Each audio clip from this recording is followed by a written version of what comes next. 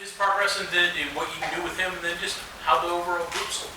Yeah, going into this fall camp, it was a big seeing the steps behind Mike and seeing Mike's steps as well, because Mike needed to take some leaps as well. But wanted to see where TJ was going to be growth wise, and obviously our young guys. We got 3 freshmen that are on scholarship that are we feel really good about developing down the road. Charles Finley, Traylon Davis, and Victor Wickstrom. But so Mike, from a mental aspect, has taken a great step, and from leadership. I mean, that's probably the biggest difference between Mike O last year to this year. Number one is probably leadership, and second would probably be strength. He got a lot stronger this offseason, worked his tail off with Coach Mike Joseph. But from a leadership standpoint, has taken the great strides. And then behind him, I'd say TJ Banks is the biggest thing with him from the jump, and we talked about this in the spring, was consistency. He's shown strides in that as well. Physicality, like he will stick his face in there. It's just now it's a repetition game. From a mental standpoint, his preparation, all that stuff has improved. Still working on those things, but definitely improved, and it showed up in practice. Probably taking more reps than he's ever had now, which is a good thing. That's one of the things that we want to make sure is create some depth. And those 3 freshmen, they got a bright future. You know, Charles Finley, who came in at 210 last year, he's up about 222 right now. So he's put on 12 pounds. That's what you want. You want that steady gain so it lasts. And again, he's going to have to make continue to make leaps in that area. But again, he had that lower back issue in the spring and missed a lot of time, but very talented young man. Traylon Davis is he's who we thought he was when we signed him, a physical guy, road grader. He got a little fast for him this past week, and but he's got a chance to be that guy that just sticks his face in there and road grades, and brings mentality to the room. You know, that's one of the best things about him. And then Victor, who is obviously new not only to the United States but new to college football. He's a guy that's got a lot of physical ability, but it's still, being away from home for the first time for a long period of time, has done a phenomenal job adjusting and picking it up at rapid pace. But he's a little bit further away probably. Do you preach that to your younger guys? Hey, this is an opportunity with Mike getting on the men. You're getting tons of reps. You're getting everything you need. Is that how you approach it with them? Yes, absolutely. Every day. Every day is an opportunity. You get what you earn. That's the thing that we told our guys, like, you're going to get what you earn. And you have an at-bat, so what do you earn with that at-bat on the field? And even like a young guy like Eli Archer, who walked on from Huntington, when he gets his at-bats, make them count. He's not going to get as many reps as those guys, because right now we're trying to get ready for Maryland, but it's the same deal. But, yes, and all the guys have taken this as a growth opportunity. All the guys know, again, one thing that we preach in our room is ownership. Own who you are, what you are, because you can't lie to yourself. You know what I mean? Because then if you do, you're never going to grow as much as you can grow. So we're looking at this as a growth opportunity. And in our room, like, we're very blunt with each other when it comes to, like, what this is on film. Is it tough? Is it not? Is that correct? Is it not? And they've done a phenomenal job with that, and they take pride in that. That's something that room rolls out there. They know that, they prepare hard, that we coach hard, we practice hard, and that's something that we take pride in. As a coach, when you got guys that are doing this, I know in that Trickett family DNA, patience is not always. How do you deal with that and deal with the guys when they're doing this up and down each day? I got a little bit more of my mom in me than my dad maybe, but I'll tell you, here's what it is. You got to also look at where they're at. And like Mike O, when he first got here, like, he came off a knee, so he missed his freshman year. All right, so 2019 was really his freshman year, and then COVID hits, so no one can really lift her and everything so that next year. And then, he has a little bit of a deal this year. But again, like this, what's the growth? You know what I mean? Like, one thing I talk about him getting stronger. Well, that's because he couldn't lift with his knee his true freshman year. So his path is different, same as Banks, and then same as Finley, and same as the rest of the guys. But, having essentially 2 juniors or sophomores or however they're classifying them now, and then 3 freshmen. All right, because all 3 of those guys are essentially freshmen. You know what you're going to have, but that's where I told them in the room, like, I'm excited about what we can be. I'm not satisfied with where we're at. Like, I know where we can be and where we're going to be, and we're going to get there, but have an urgency to get better now to get to that spot sooner. And then if we get there, we get there. But as long as we're pushing and maximizing it, then I'm satisfied. But no, it's the meetings sometimes get fun. Well, Laughlin missing this time, how much does that hurt? I mean, can't help. But do you expect him to be ready once the season goes? He's out of the boot right now, moving around. We expect him to go full speed soon. Whenever that is, that's up to the trainers. But the one thing about this is going into camp, one of our objectives was develop the guys that we have below him. So then, and I say that below him and then TJ as well, because TJ played last year some. So those three freshmen, so again, it turned out to be an opportunity for those guys and really help us try to accomplish what we were trying to seek out before anyways. Mike O, self-admittedly, is a guy that needs repetitions too. He's a guy that played wide receiver in high school and then transitioned and made great strides last season and had a phenomenal spring as well. Looking for him to do the same thing, but again, when you miss out on those reps, all you can do is from a mental standpoint, and he's been great by being right there, making the calls. When the guys come off the field, they go right. I empower him. They go right to him, so he coaches them up. If there's something I say, did you see this? And he'll be like, got it. I say, hey, did you see that? And if he didn't, I'll say, I'll correct. I'll make sure he understands it. Then he gets those guys aside and he coaches them. So it allows growth in the leadership aspect as well. So that's going to pay off dividends too, where maybe we might not have as much as he's out there repping. So we look at it as all right, so here's where we're at. Let's make the most of what we got. Travis, can you take me through the process with Sam coming over from outside to inside and kind of building his confidence back up while he learns a new position and kind of remembers who he had been before, and just by looking at him now he seems like he's in a much better place too. Yeah, absolutely. And one thing I think Sam did is Sam, whenever you put the work in, it shows. And his work ethic is one of the best on the team. And when you got a guy that comes in and then takes ownership of like where he was and who he was and knew what he had to work on, that growth shows up. And Coach Parker's done a phenomenal job as far as in creating that environment for him to be able to do that. He has tools to be able to play inside and outside, and that's what makes it flexible too, because now you have a depth plug whenever you need it. But he gives you that dynamic. Again, when you got guys like Winston Wright and Sam James in there in the slot that can go on guys typically who cover in the slot can't go as fast as guys on the outside, that helps us. That's a positive for us. So he's actually worked at it. He's one of the biggest steps I'll say for Sam too. And again, Coach Parker has done a great job of facilitating this. Is his toughness has definitely gone up. His willingness to stick his face in there, and I think that's got a lot to do with strength. He works his tail off down there with Mike Joseph, and his confidence level to be able to go in there and mix it up with those linebackers and bandits and anybody that drops from the boundary, and he's not scared, and that's a growth thing. And so I couldn't be happier for him and more proud of him. Was he in a bad spot before? He's in a better spot now. Do you just have to take a step to the side and remember 2019 for him? I don't want to put a false spin. No, absolutely. No, I think 2019 it's just like anything. Like when you have success as a freshman, all right, you got to really look at the truth. Like, why did we have success? Did we see what, he's stronger now than what he was back then. So when he gets press corner now or press safety now compared to what he was then, he's got a lot more tools and a lot more stuff to work with, so to speak. You follow me? So he's a guy that, I don't want to say he's in a bad spot. He was a guy that took ownership of, all right, what he needed to work on, really looked at himself in the mirror and then applied it, took a plan that was put in place by the staff, by the strength staff,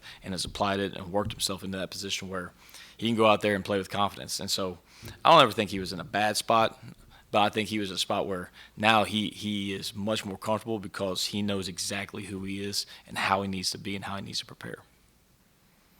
One of the focus for tight ends has been on throwing them the ball, but the other part of them, getting them working with the tackles, the running game, where is the progress in that?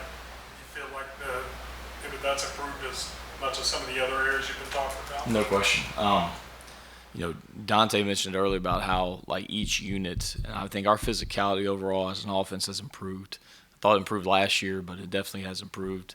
And the communication, and really like self-evaluating. All right, again, self-evaluation is one of the hardest things you can do. and being truthful and honest with yourself. Like, okay, what do I need to improve on? What do we need to improve on by position as an offense, in a run game, in a pass game, protection-wise, whatever it is. And then, okay, let's talk and have these conversations. And where can we be more efficient? How can we structure it, put a plan in place? And in all these aspects, whether it's been, communication with the run game, whether it was physicality, whether it was catching the ball, whatever it was on offense, pocket movement for the quarterback, there's been high emphasis from day one of January, right after the season, of, all right, here's where we're at. Let's put this year-long plan in place. And then each phase of the year had an emphasis. And now we're here to this point, and communication with us in the offensive line has been one of those things. And then, but also, in the protection game and in the routes, and so, and the same thing, every skill player has a ball drill circuit that they have to do, whether it's receivers, tight ends, or even running backs. So, that those things have been put in place, and we are seeing dividends pay off. I think, like when Dante said that, you feel good about it. Now, obviously, it's untested, and we do feel good about what we see every day, but we haven't seen just a base defense that lines up and stays still, and they're here. Like, we were watching some film of some teams in some other conferences, and our guys like, dang, coach, that's easy. Like, well, I mean, it's easy to see where we got stuff lined over, but that also helps us too, because we see probably the worst case scenario, worst environment imaginable, like on Armageddon. That's what we see sometimes every day, but it helps us. Iron sharpens iron. I'm curious, Dante, I'll ask you, what's been the challenge facing that defense when you got to block them and move the ball down the field? Well, it's just, you don't go into a game plan. You have, all right, this is what we expect. We know from this defense coordinator's identity based on film, based on tendencies. We have 10,000 reports, all those kind of things. So you know what you could possibly see. And then you have rules to bail you out if for some reason something comes out to that. Well, with our guys, we see everything you can possibly see. We see all different fronts, every different snap, guys coming from all over. And essentially, like, wherever you ID, it could be a D lineman or a linebacker or a safety or even a corner.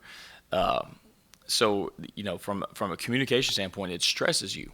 And so that's where that growth has really helped us. But also, like when we go pass pro and all of a sudden we're on Dante Steele's by formation, tight end's got to block him. I mean, that's, hey, cowboy up, let's go. You know what I mean? So that's one thing. But it's been good. Because there's times where if we block Dante, I'll let him know it. Then he comes back and it's harder on my guy the next go around. But and then even routes, same deal. So it's been it is an iron sharpens iron. They are a very complex defense. It blows my mind every day because I went against it when I was at my last job in the conference, and it was hard to get an idea. Now I kind of know it.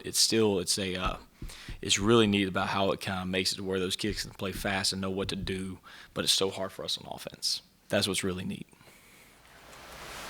You guys are bringing in a host of international players over the last couple of years. Like you said, you're working with Victor. Those guys obviously have their own challenges assimilating, in the United States. But specifically to football, is there an additional challenge bringing them into, football in the United States as opposed to overseas? Sometimes I think, and I say this, like a lot of these guys come from different areas. What we're realizing over there have different levels of football, and it's not ever going to be the same. If you recruit a kid from the United States that comes from a small private school league, you always take consideration, all right, level of competition is not that great. Okay, so how is he going to fare? And that's your job as a coach to project that.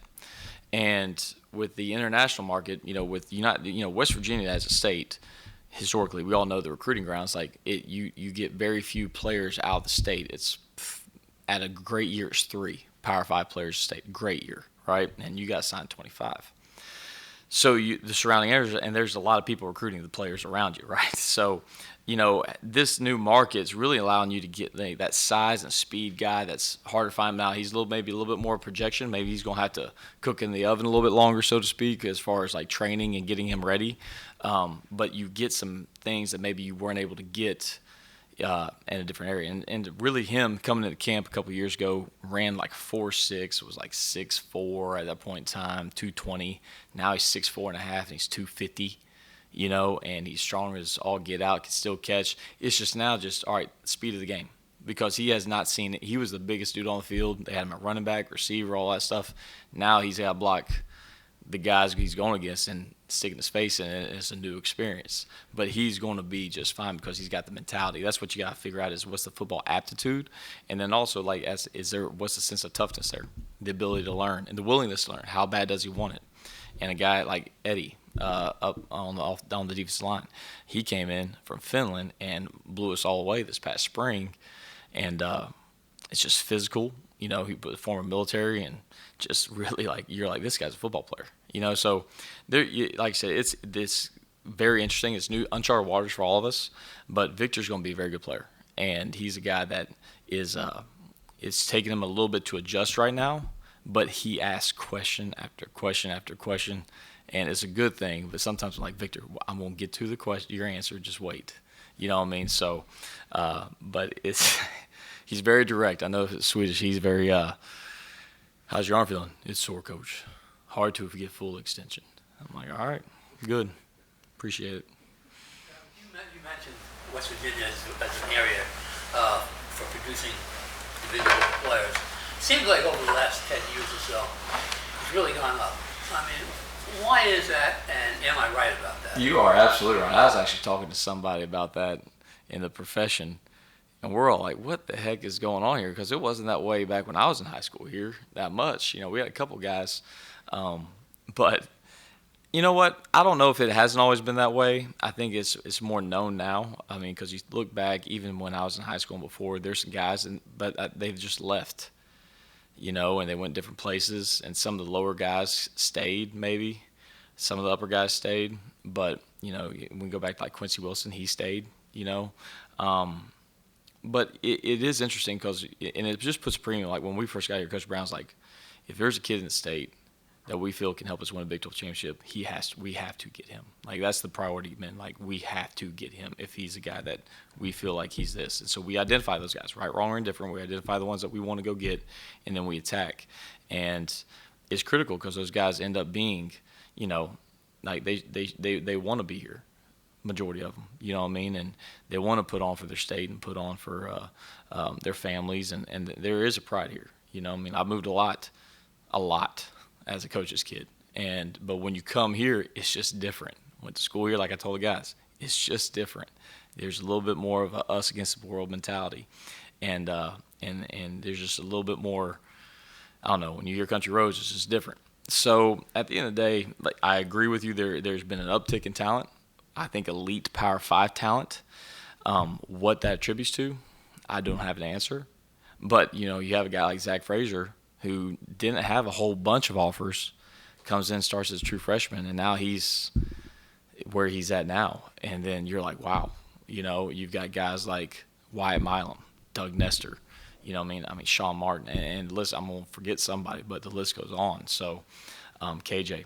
So, if there's talent in the state that we feel like we can win with, Coach IDs it, and he's going to say, we're going to do everything that we can to make sure we do not get outworked on that kid. You know, so and I think you see a little bit reach the benefits. I mean, there's kids before we got here as a staff, you know, and that other schools recruited, and there's a reason why.